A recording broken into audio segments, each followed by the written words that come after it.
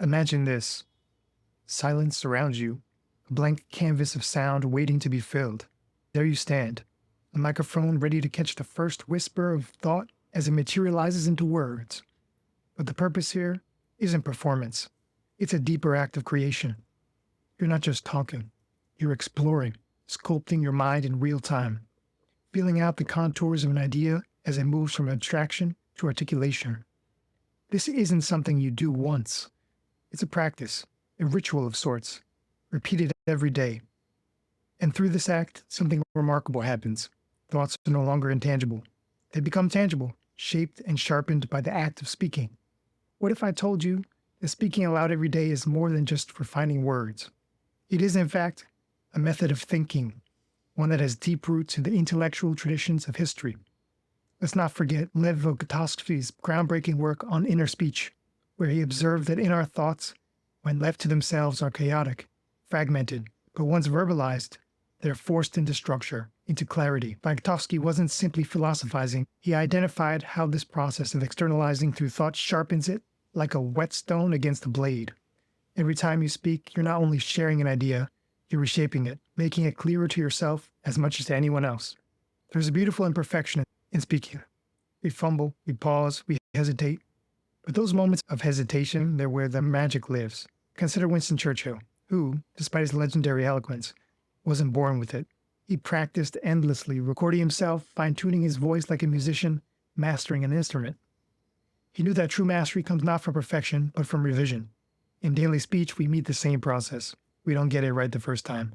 With each recording, we refine our thinking, shape our expression, and clarify the rough edges.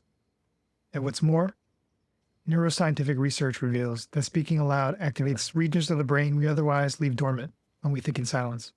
Dr. Sophie Scott's work with fMRI scans showed that speech involves not just language centers, but motor control, auditory feedback, and even emotional processing. When you speak, you engage the brain in a way that silent thought can't. This isn't just a theory, it's the lived reality of the brain in action. Each part lit up like a city at night, bustling with activity. By recording your voice daily, you're doing far more than exercising vocal muscles. You're giving your entire cognitive system a workout. But let us pivot for a moment. It was how humans created their world. They saw speech as a way to shape reality, not merely describe it. When you record your voice, you're stepping into this intellectual tradition. You're not just capturing thoughts, you're participating in the act of creation itself. And that's not some lofty philosophical idea. It's very real. As Wittgenstein famously said, the limits of my language mean the limits of my world. Every time you record yourself speaking, you push those limits. You stretch the boundaries of thought, exploring new mental terrain with each spoken word. But here's where things get particularly interesting. It's about embedding those thoughts deep into your memory.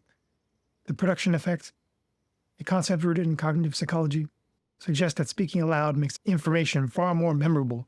In studies by Colin McLeod, participants who vocalize their thoughts retain information more effectively than those who remain silent. Why? Because speaking creates multiple memory traces, visual, auditory, kinesthetic.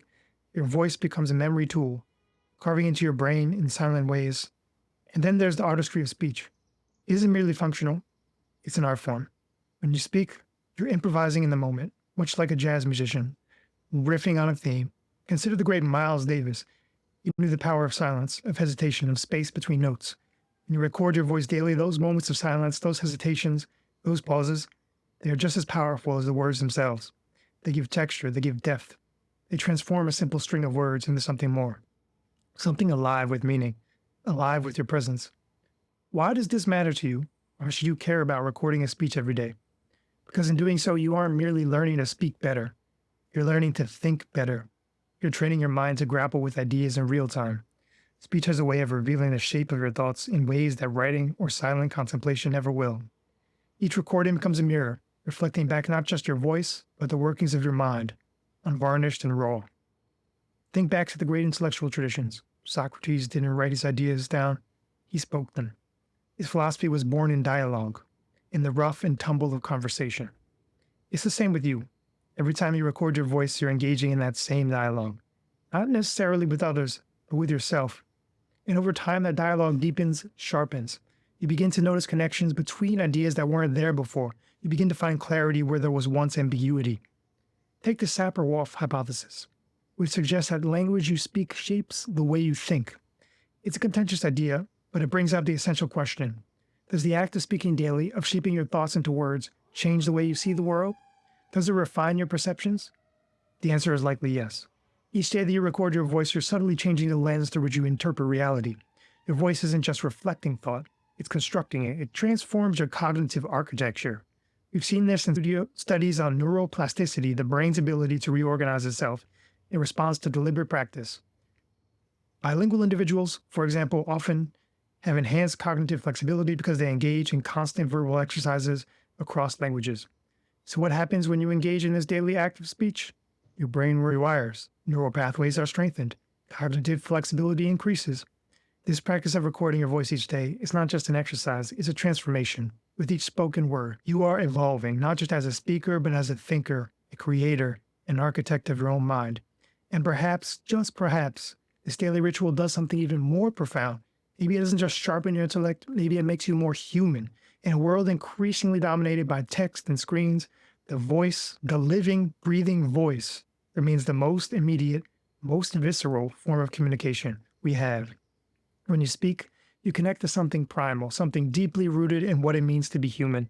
Let me ask you this.